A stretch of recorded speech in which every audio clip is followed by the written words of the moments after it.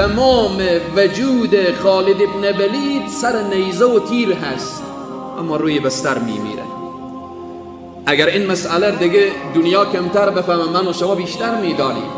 در امی افغانستان جنگ‌های زیادی که بوده و گذشته و الان هست، چقدر از این بزرگان و موسفیدان و اینها پرسان بکنیم چند مرتبه باید کشته می شدن نشد.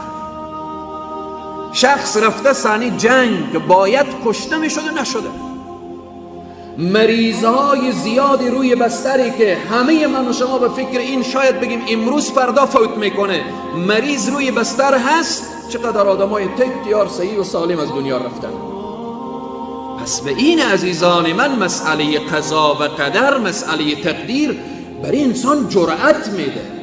یک مؤمن وقتی به این باور میرسه که آنچه که از جانب الله رسیدنی باشه برای من میرسه و آنچه که نرسه، آنچه که تقدیر نشده باشه و نوشته نشده باشه، که تمام دنیا جمع بشه و مصیبت رو برای انسان رسانده نمیتونه.